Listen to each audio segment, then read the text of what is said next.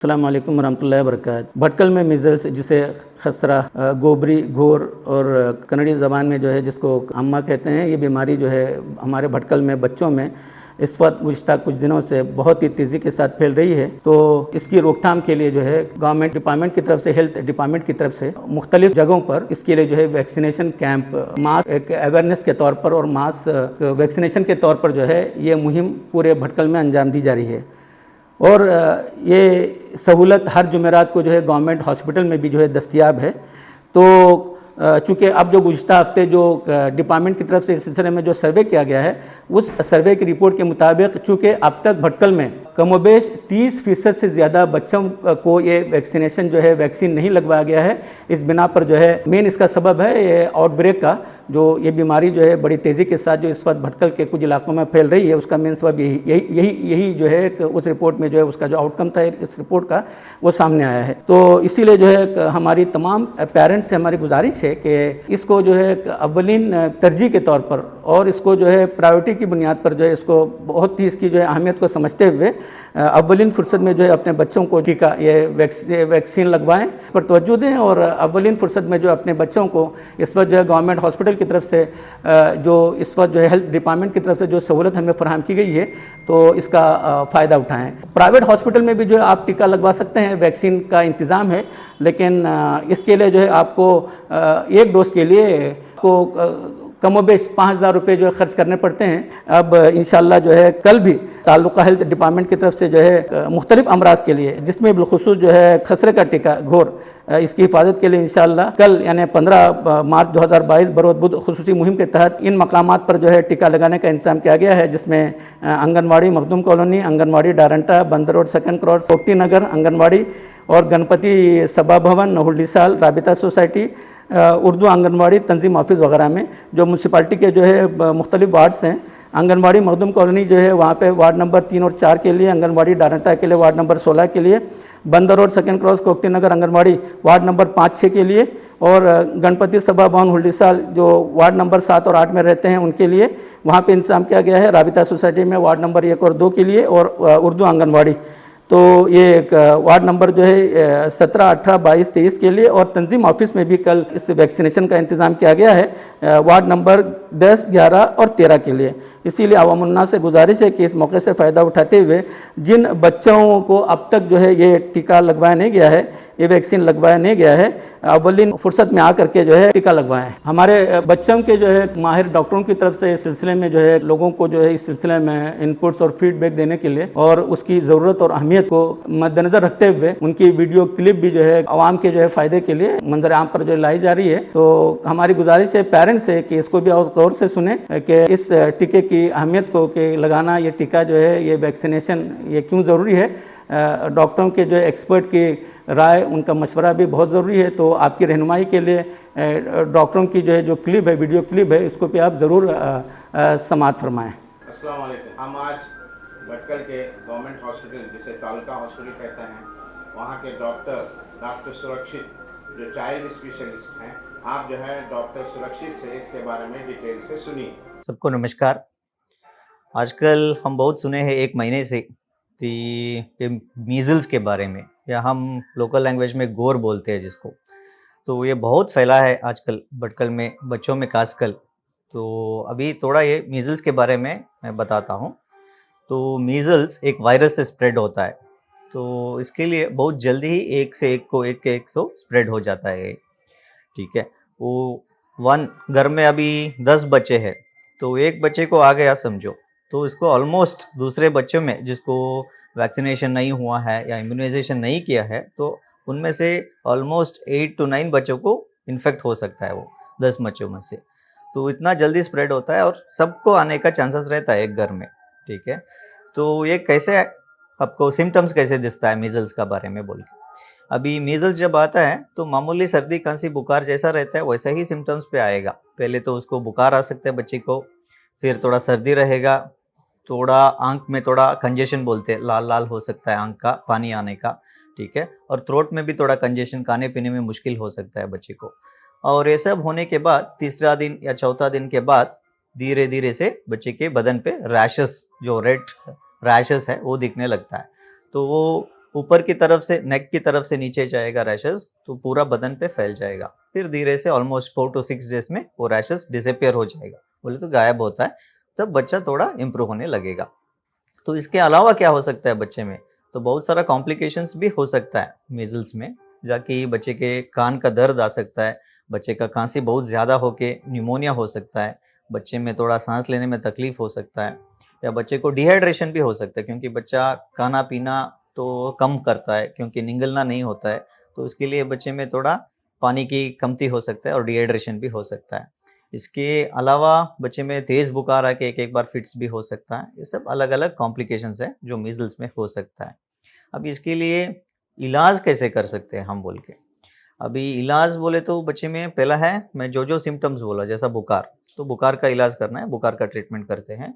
तो इसके हिसाब से थोड़ा सर्दी रहता है उसका, और खाँसी के लिए ट्रीटमेंट देंगे। और मेन इम्पोर्टेंट एक चीज़ है, उसके लिए विटामिन का ड्रॉप्स डालना पड़ता है बच्चे में, क्योंकि मीज़ल्स क्या करता है, विटामिन ए तो बोले तो चमड़े का ये जो मैं बोला रैशेस आ सकता है, उसके लिए हम विटामिन ए का ड्रॉप्स देते हैं। तो खासकर 1 साल के ऊपर के बच्चे में 2 लाख बोले तो वो ड्रॉप्स आएगा, नहीं तो वो कैप्सूल्स या गोली की तरफ आता है। उसके लिए 2 लाख इंटरनेशनल यूनिट्स का ये ड्रॉप्स या विटामिन का टैबलेट देते हैं। फिर 6 महीने से 1 साल तक ऑलमोस्ट 1 लाख यूनिट का ये देते हैं, और नीचे 6 महीने के नीचे बच्चे में 50,000 इंटरनेशनल यूनिट्स का विटामिन ए का दवा डालते हैं। और ये सब ट्रीटमेंट के हिसाब से है। और आगे आके हम इसको कैसे कंट्रोल कर सकते हैं बोल के, अभी एक बच्चे को आया है घर में, तो एक बच्चे को हम सेपरेटली सेग्रीगेट करके रखना पड़ता है ताकि दूसरा बच्चे को नहीं आ सके बोल के। अभी ये कैसे स्प्रेड होता है, यूजुअली बुखार आने से 3-4 दिन पहले या रैशेस आने से 3-4 दिन पहले से, और रैशेस आने के बाद 4 to 6 डेज तक भी ये स्प्रेड कर सकता है। अभी हम सोचते हैं एक बार रैशेस आ गया अभी उतना स्प्रेड नहीं होगा बोल के, नहीं, रैशेस आके भी एक 4 to 6 डेज तक भी वो स्प्रेड हो सकता है। तो इसके लिए वो एक बच्चे को आए तो उस बच्चे को अलग रखना पड़ता है ताकि वो दूसरा बच्चे को स्प्रेड नहीं कर सके बोल के। और क्या कर सकते हैं बोल के, इसके लिए वैक्सीनेशन और एक इम्पॉर्टेंट चीज़ है जो अभी हम कर रहे हैं, वैक्सीनेशन ड्राइव चल रहा है भटकल में, ताकि जिनको वैक्सीनेशन नहीं हुआ है उनको वैक्सीनेशन लगाने के लिए बोल के। अभी ये कब लगाएंगे, गवर्नमेंट की तरफ से एमआर वैक्सीन बोल के आता है, यूजुअली 9 महीना पूरा होने के बाद ये वैक्सीन डालते हैं, वैसे ये 16 मंथ्स पूरा होने के बाद और एक डोज डालते हैं, तो ये 2 डोज का वैक्सीन रहता है। तो जिन लोगों का ये वैक्सीन नहीं हुआ है, आप इसका लाभ उठा सकते हैं ये वैक्सीनेशन ड्राइव का, और उस बच्चे को वैक्सीन लगा सकते हैं। जिनका पहला डोज हुआ है वो दूसरा डोज लगा सकते हैं, और जिनका एक भी डोज नहीं हुआ है वो पहले से शुरू कर सकते हैं वैक्सीन के लिए, एमआर वैक्सीन के लिए। तो आप ये वैक्सीन डालने से आपके बच्चों को लिए ऑलमोस्ट मीजल्स आने से बचा सकते हैं। तो इसको आप लाभ उठाए बोल के हम आपसे रिक्वेस्ट कर रहे हैं। वो वैक्सीन देने के बावजूद कभी कभी बच्चों में आता है, तो उस वक्त क्या करना चाहिए? वैक्सीन का यूजुअली 2 डोज हुआ तो यूजुअली एफिकेसी रहता है। अब वैक्सीन में एक एफिकेसी बोल के रहता है, ऐसा नहीं कि वो 100% बोल के नहीं रहता है, एफिकेसी यूजुअली 80% ऐसा रहता है।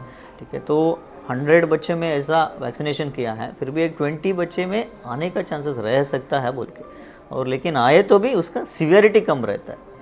उतना जो इसमें वैक्सीनेशन नहीं डाले हैं ना उन बच्चों को और ये वैक्सीनेशन डाले हुए बच्चे में फ़र्क है कि सीवियरिटी कम रहता है, उतना ये नहीं होता है। अच्छा, बच्चों की एज क्या होनी चाहिए डॉक्टर, ये वैक्सीनेशन के लिए कौन सी एज मुनासिब होती है? यूजुअली 5 इयर्स तक बोल रहे हैं अभी। ठीक है, एक्चुअली पहले बेबी टू 5 इयर्स। हाँ 5 इयर्स तक। अभी एडोलेसेंट में भी डाले थे एक बार, एमआर का ड्राइव चला था जो 15 इयर्स में भी डाले थे एक। अच्छा, तो 15 इयर्स में भी डाल सकते हैं आप? वही बोल, हाँ 15 इयर्स तक भी पहले डाले थे एक बार के लिए एमआर वैक्सीन। तो वही मतलब as per doctor advice 15 years तक डाल सकते हैं। ओके, ठीक।